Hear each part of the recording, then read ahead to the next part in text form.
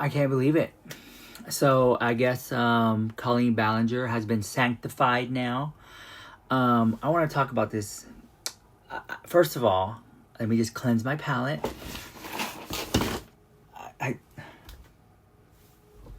You guys. Okay, so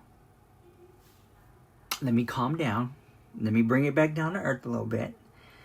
Before I get into it, I want to share with you, I'm going to be unboxing this later on, the 10th anniversary Labubu. This is the rarest Asia exclusive for the 10th anniversary. It is literally a black Labubu. This was about almost $400 for this one. I gotta calm down because Colleen Ballinger is trying me today. And then Stanley, the Stanley Pop Fancy. Look at that. Girl. Listen, I'm not giving you too much energy right now. Because I don't want to pop off. But here it is. I want to show you some pickups. Look at that. Oh, this is nice. There you go. Stanley. Oh, yeah. Okay. Whoa. Okay. So if you don't know what I'm talking about, Raven Symone, Not So Raven, she has a podcast.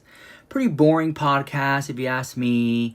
I don't really watch all of it. I think that some of the guests that she puts on there are kind of boring.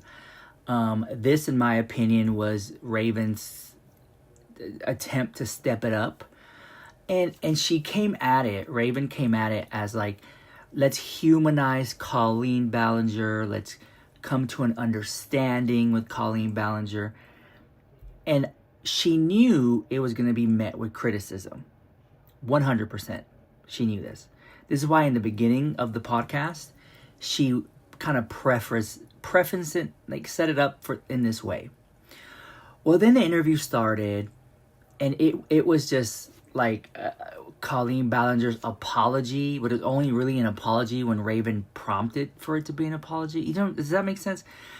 And then she talks about like the imbalance of power of imbalance, and in my opinion, manipulating her audience to, to be at her, beck and call and stuff like that. She talks about the Weenies group chat.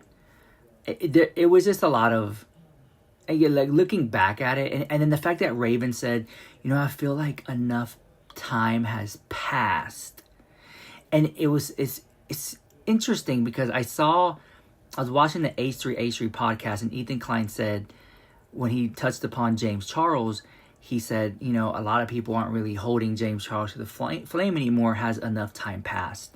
And that made me think, like, I guess you could do something horrible and then enough time passes and people either tend to forget or just like, well, nothing ever came of that, and they just keep going, right? And there's a few diehards who bring it up every time James Charles walks the red carpet. They bring it up. Colleen Ballinger the same way. Every time she gets some notoriety of public, this happens, right? And I've always said to myself, if you mess up that big of a scale, do you always apologize every time it's brought up? Or do you just refer back to, well, I apologized 5 years ago, refer to that video? You know what I'm saying? I've always felt like, if it means that much to you, then apologize for it. Let it be known. In the court of public opinion, Colleen Ballinger's views have dropped tremendously, which I should know because I can't get a view to save my life, much as a subscriber or like on this video. But I noticed that Colleen Ballinger has just about 3 million subscribers and can barely pull 20, 30,000 views. And I was thinking, like, Colleen Ballinger, like this new Colleen Ballinger, like, it's boring to me.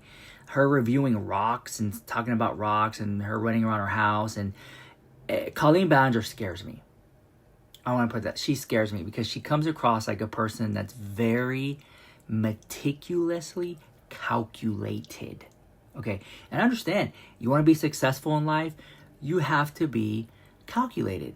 I get that. But to be meticulously calculated, where you're doing something today to set someone up later. And so that's the vibe I get from from Colleen Ballinger is that she's very sneaky, especially like in certain shots, like the way she'll set up her videos. It's like, wait, she had to it, and she does it in a way where if I explain it, I sound like I'm crazy, but she actually does it right. It's just that no one cares enough to piece it together and show, but it's there. It's one of those things. It's like, if you know, you know. If you have good discernment, you'll watch the video and you're like, oh, okay, well, that's a load of BS, and you just keep moving because it's not even worth your time calling it out. You know, that's Colleen Ballinger, right? In a way, I think Colleen Ballinger missed the mark on so many levels. I don't think that it was done the right way. You know, I think that to do a podcast with someone like Colleen Ballinger, it shouldn't be met with, oh, hey girl, I'm your biggest fan, girl, I love you so much, girl, or we're gonna humanize you in this video, because no, too much damage has been done. You're at the point of no return. I think that if people really was gonna respect Raven Symone from a PR marketing standpoint, is ask the questions that people want to mother effing know, come across a little harsh, a little mean, a little real, so that people will be like, this is a good podcast. This isn't some fluff piece.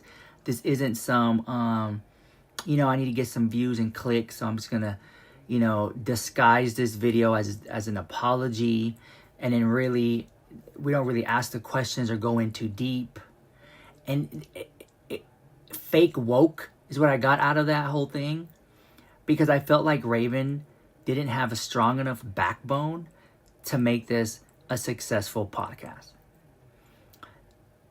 I don't know. And then you're going to go, it was very interesting because Raven goes from having silly, wacky guests, and then you try to have these serious topics of conversation that miss the mark every time.